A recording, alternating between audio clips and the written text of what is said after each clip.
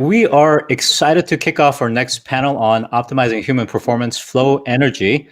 This panel will be moderated by Susan Paley, CEO of DropLabs, and joining us on the panel are Julianne Huff, American dancer, actress, singer, songwriter, Primetime Emmy Awards winner for Dancing with the Stars, and CEO of KINERGY. And then we have Damian Vaughn, who's a retired NFL tight end, Cincinnati Bengals, and the Tampa Bay Buccaneers, also professor at the University of Oregon. We also have Dr. Chris Bertrum, Director of Applied Neuroscience at EXOS and Associate Professor at the University of Fraser Valley. And lastly, John Amaral, founder of Body Center Leadership. So I want to welcome the panelists, and I'm going to let Susan take it from here. Great. Thank you so much, Scott. I kind of assembled a dream team here, and just a kind of a quick background for me. I've been in consumer electronics a long time. I was the first employee and CEO of Beats by Dre. DropLabs is really very focused on audio. DropLabs is really looking at, instead of what you listen through your ears, how you experience audio through your body, whether it's for immersion, whether it's for human performance, whether it's for health and wellness. And so along my journey of development, I met some extraordinary people and what they were doing to really enable really optimizing human performance and flow state. So I assembled this panel of kind of what I call my dream team of people who are approaching flow from very different perspectives and kind of what that means to them in their work, both personally and professionally. And so I'd love to kick this off just by I'll start with you, Julianne, and just kind of what flow means to you, both on a personal and professional level, and sort of how you access it. Oh, flow is, first of all, hi, everyone. Flow to me is imperative for creativity, for execution, in making sure that we are in our most optimal and authentic versions of self. And so to be able to find tools and access for that, that's exactly what KINERGY, my company, does, is to help you connect through your body, through your breath, through your energy, almost like a power source to get you to that flow state even quicker and get you out of your head and connected to your body. So whether it's personally or professionally, if we're not connected and aligned that way, we just have less of an opportunity to really create and innovate from our most, potential. So I'm a big believer. Awesome. Chris, can you talk about it from the neuroscience standpoint and sort of in what your background is and how you sort of access it and train with it? Sure. I'll take the nerdy side of it and give you some of the underlying mechanism piece. So my job and my career for about 20 years has been studying human learning and performance and how we can learn faster and how we can perform at a higher level from more of an academic standpoint. But I've also had a foot in the applied world for about 15 years, working with athletes and performers and corporate folks trying to do, as Julianne just described, innovate, be more creative, execute at a higher level. That's all the magic that flow brings. And the specific lens I've spent a lot of time on is trying to understand what those internal mechanisms are in the brain and in the body when flow comes around, and then looking at practices in everyday life or using certain technology perhaps that can help us access this state of consciousness where we know we learn really fast and we execute at a really high level and we supercharge creativity, and what else, we just feel better.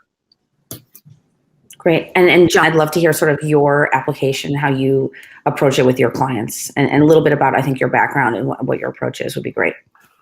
So I would say I'm kind of a bridge between what Julianne talked about and Chris talked about. I've started out as a chiropractor, practiced for over 2 decades.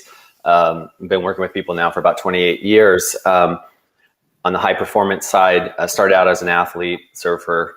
And so I had experienced flow states early in my life in sports, but I started to get interested in the consciousness side. So what's the relationship between these states of manifestation, creation, innovation, where we're in this effortless sort of zone where everything just works. We feel amazing.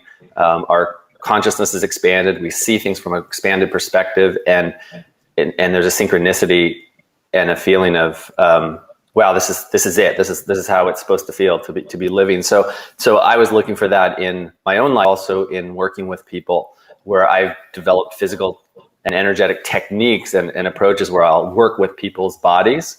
And also I got very interested in the field of energy around the body, and the different practices that come out of ancient kind of traditions like yoga and meditation and qigong and tai chi and different martial arts and practices that help people achieve these very expanded and acted states.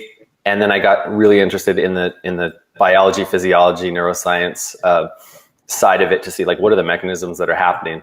So I've blended that all together into an approach and practices that help activate these states very rapidly in the body and in the mind. That's great. So I think some of the people who are listening here might understand flow. You know, sometimes we take it like we assume that people just understand what flow is. I think it'd be great for you guys to articulate what do you think are both the neurological, physiological, and just sort of differences of someone who is in flow and performing in that state versus not in flow, and from your three different perspectives. Sure, I'll take the first stab at this. When people talk about what flow is, I usually say it depends if you want to talk about the psychology of it and the lived experience of being in flow versus what's sort of happening under the hood. So flow state as a concept came from out of this positive psychology world. First, an author, scientist, psychologist named Mihai Csikszentmihalyi wrote a book and studied this for a very long time and ended up landing on there's about 9 characteristics that people experience when they're in flow. And this is not just true, like he studied athletes and musicians, but he also just studied everyday people around the world, assembly line workers. And he found that when people are at their best, he wasn't studying flow at the time, he was studying happiness, which is interesting. And he found that when people are at their best in life, there's this, warping of time. Time passes very slowly, or time can pass very quickly. You kind of lose yourself or your ego and you feel very connected. It's an autotelic experience, which he describes as just being something you want to do because of its own intrinsic reward. You're not doing money or fame or anything else. It just feels good and you want to just keep getting more of it. And so he came up with these 9 characteristics that are common across all flow experiences where thought and action are fluid. And that's where the term came from.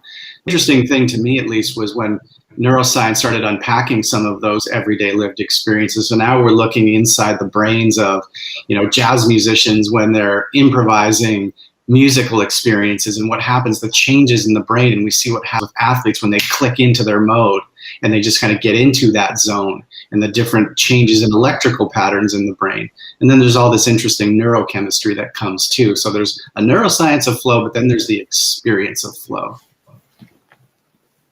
John, how would you kind of describe especially with some of the clients that you're working on? I love your description, Chris, and good to finally see you because we've had some multiple conversations.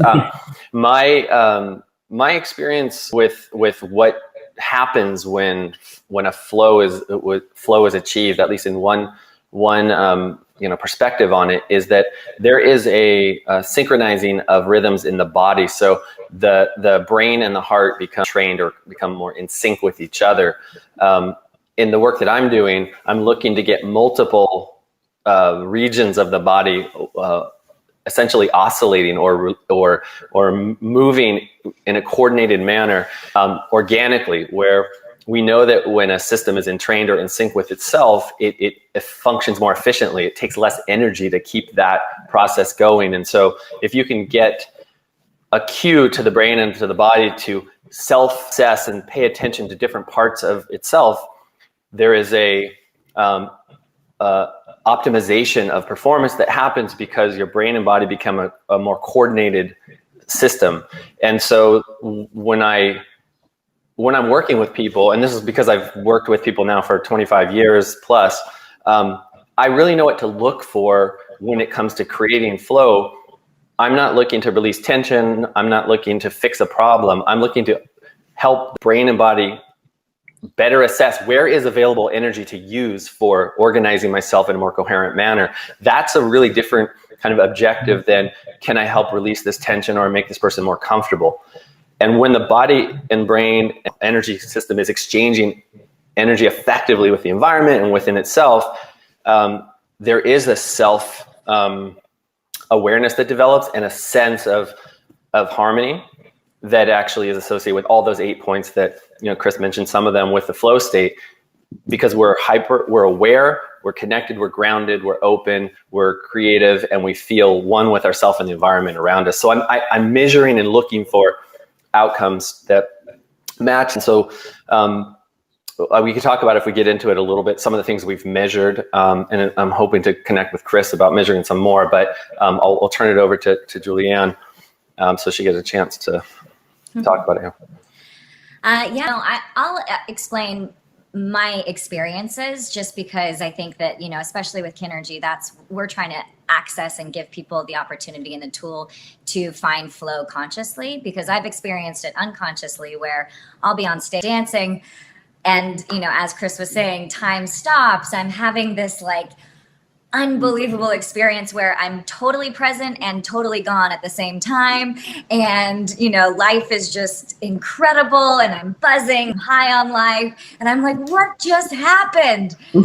And so I've had that experience many times in my life. And then, over the last few years, I've really wanted to understand, how can I help not only myself, because I want to get to that place constantly, but how can I help the average person in life who has, maybe less resources and access to being up on stage and having that rush of energy, get to that place. And so my experience of trying to find that consciously is through movement, and then through neuroscience as well. I've been working with Dr. Wendy Suzuki, who talks about the hippocampus and the new connect that are built when you actually move and exercise your body, and that dance can specifically be the best thing for your brain, because it's firing, whether it's emotional response as you're connecting with human beings or with music in general, and then the way that your body is actually physically moving in an expressive way versus a perfection way. So a lot of the time, our saying is, it's not about perfection, it's about expression.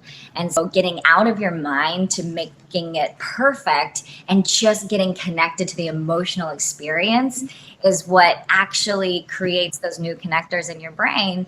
And that's where, the last panel was talking about longevity. It's like, this helps with dementia. It helps with all sorts of things. And so if we can find and understand that by moving our body, by totally surrendering our mind to our body and being connected to whatever makes you happy, as Chris was saying, it's like, that's the idea of flow state, of the how. And so, I know the why I want it, and I know what it is, but I want to know the how. So this is where KINERGY pops in. Awesome. So, and Damian, who I don't think could be here today, but it's interesting because what he's doing is he's taking all of this up in a macro level, and he's looking at flow from an organizational standpoint, right?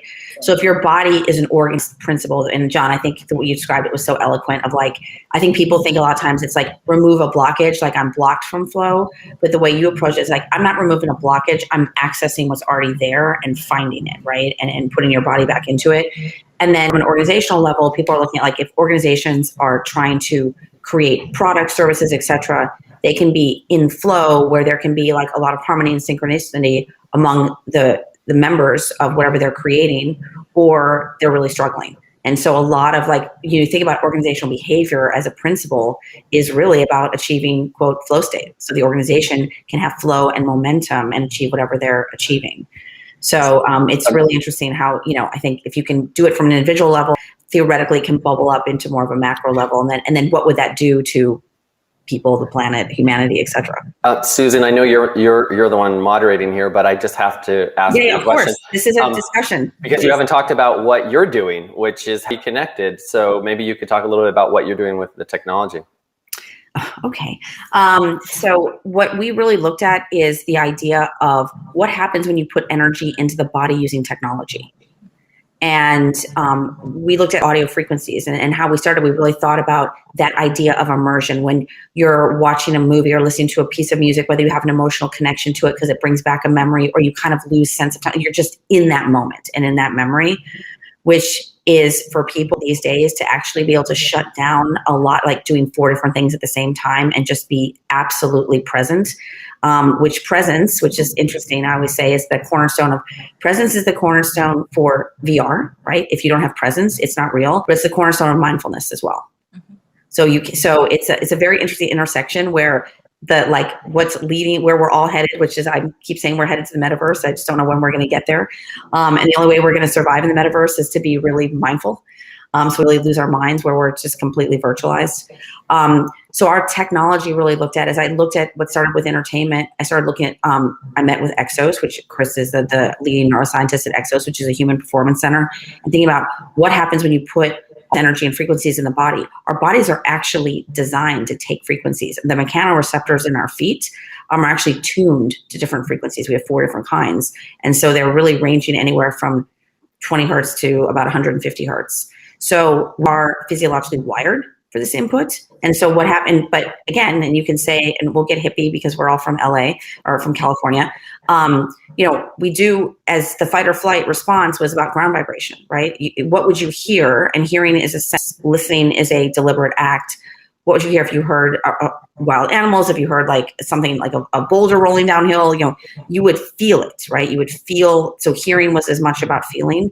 We wear shoes. And so we're cut off from oftentimes. I think like what Julianne is doing is really trying to reconnect you to what you're disconnected from. And everyone talks about the disconnection, right? And screens and all the stuff we do. So what we found is like working with people like Chris, what happens if we give you energy? And again, the brain had the new frontier. So what Chris is really doing with us is saying, I'm going to start taking these frequencies and mapping them to look at basically pre-workout, post-recovery, and it's upregulation, downregulation of central nervous system. Mm-hmm. And what happens. And so what we really believe is we have a development platform. John is helping us sort of tune it really on both ends of like, once you understand what all these frequencies can do, you can create protocols that can then achieve specific outcomes. And so these are the team that I've sort of collected along the way to kind of understand, I'm activating the body, I'm activating the sensory system, and then what's happening in the brain, and then how do I shape it? Whether I need to come down off a terrible performance, whether I just got to get myself into a state where I can have a better workout, whether I can just be more creative as a developer, it goes across the gamut. So thank you for asking, John. But I would love to hear kind of also specific experiences that you've kind of seen what some of the transformation has taken, or things that have kind of really shaped your study and research of this, that you thought was kind of one of these aha moments. I think would be really interesting to sort of hear for the audience. Sure. Yeah, I mean, I think the intersection here that I see between all of us is that we're all trying to figure out ways to connect mind and body, right? And because we all recognize through our own experiences that when we get our mind into a certain place, amazing abilities emerge from us, right? And some of that can be used for creative expression. Some of that can be used for athletic expression. Some of it can be used for healing and other purposes, right? And enjoyment and entertainment even. And so it's like, how do what are the tools and processes and strategies that we can use to try to connect mind and body? And so what I hear and what I've seen in everybody's work here is these interesting strategies of sort of coupling some behavioral to like visualization and breath work and meditation and movement, novel 3-dimensional movements, and using creativity as a way of changing what's happening in the mind, sort of driving it from a bottom up process, right? We can talk ourselves into it, and you can use different cognitive strategies to change what's happening in your mind, but it's easier when you're not trying to use the mind to wrestle with the mind.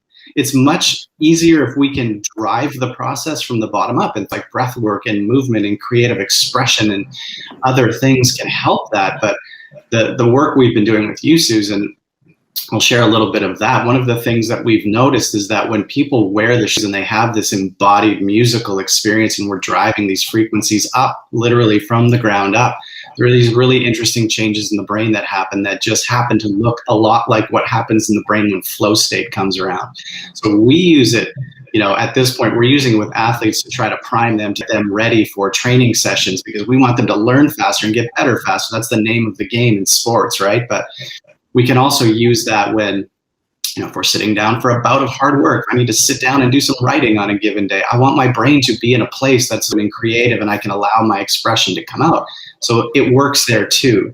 And then the other interesting thing is if you change the pattern of frequency, we don't always want to be switched on. Sometimes we need to down regulate and drive relaxation.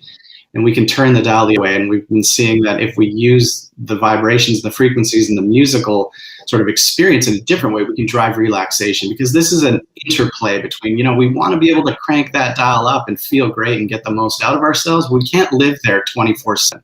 That's burnout. We need to be able to down-regulate too. And so it's this, interplay of what's happening across that autonomic nervous system. Awesome. John, I'd love to hear from you. You've been working with for 25 years. If you've seen kind of some of these really kind of experiences sort of encapsulate what you do and how people access sort of like get entrainment with their energy, and it would be great to kind of have an illustration for people.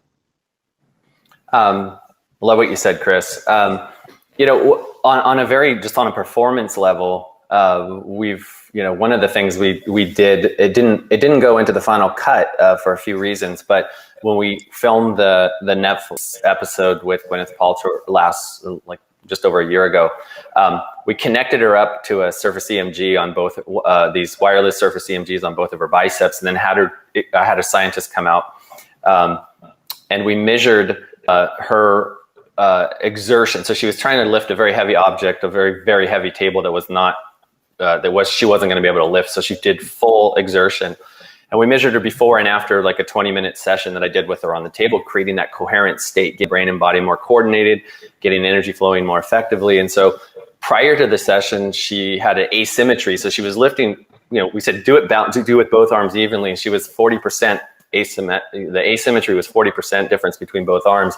20 minutes later, it was 4% difference as her body became more coordinated and everything became more connected. And the EMG, what it was registering, after the session, there was 33% less basically exertion required to get the same amount or even more force. So she was able to get basically a 1/3 increase in efficiency in her activity without trying harder, which is this is a case study and I have all the data for it, but this needs more exploration, because as we're in this time of really the age of energy here, I mean, everything is moving into more energetic approaches. There's and for those of you following physics right now, there's a particle called the muon, which is similar to an electron, that they just found there's some forces appear to be acting on it. This was just in the news a couple days ago, that it may completely alter our understanding of like the state model of physics. We may have to develop an entirely new physics because there's some other force or particle affecting things. So we're just in the kind of crawling around in the dark ages on the physics side and the science. We're going to keep discovering more and more. So what I've found is in working with people, there's a very robust and strong response to the field around the body. You can be 5-6 feet away from the body and the sensory system's picking things up and this body's responding. When people watch me work with someone and they see that I'm not touching them physically and the body's moving in a wave-like fashion, the person is having emotion, there's this expression happening, people are trying to make that bridge of what's happening. Is this some kind of woo-woo stuff? Because the models that are involved to understand that there are fields that are influencing particles. The mechanical universe is not mechanical at all. It's actually made up of oscillating patterns of energy. So when we start approaching things from this energetic perspective rather than a physical mechanical one, we're going to see massive changes literally in every field, human health and performance, but also we're seeing it in electric cars. We're seeing it in all these different areas of how we generate and how we utilize energy. So this is a really exciting time, and I'm happy to be on here with you all. Yeah, no, that's really amazing. I know Scott's come on, so we're close time, but I'd love to just finish with Julianne, and then Scott, you can go to questions. Just kind of any sort of defining kind of like something that really encapsulates, even it could be KINERGY, maybe just your own experience that just kind of brings it home for the audience. Yeah, I'll bring it back through KINERGY in our community, because at the end of the day, our consumers are the people, our best, data points. And so, when the pandemic started, for instance, and we all went into lockdown, we all, experienced an immense amount of loneliness and fear and uncertainty and all the things that create, limiting beliefs of what is possible and takes us into even more of an unhealthy state. And so when we actually started offering KINERGY just live for free for people, the thing that we saw the most through the process of getting people to that flow state was that they were releasing, stagnant energy, fear, uncertainty, all these things. And it was literally changing their belief system in the moment. And so I think that at the end of the day is one of the most important things just as a whole that we can all just understand right now, is that, finding those tools is so important, whether it's through your shoes that you're creating or, through working with John or taking KINERGY, whatever it is, because when we have these limiting beliefs and we're only focused on, what is actually possible just in the 3D world, then we're never going to grow and innovate past that. But when we can actually strip that down and connect through the earth, through all the things that actually are created not from the mind, we really can we can go to space. So yeah, that today I just feel like the people that were creating and doing KINERGY were having breakthroughs left, right, and center, never had these experiences in their life. They didn't need to be worked on. They didn't need to take anything. They were just connecting to themselves first in a way that they had never done before. And once that happened, their whole world and their whole life opened up to new possibilities. And that to me is the greatest expression, to be able to see it in people who are a little wary and not necessarily supernistic about this woo-woo approach. So well, we're all from the West Coast. That's exactly. Especially at 6:30 in the morning. Thank you again for joining this session. Thank you. Thank you. Thank you, Scott.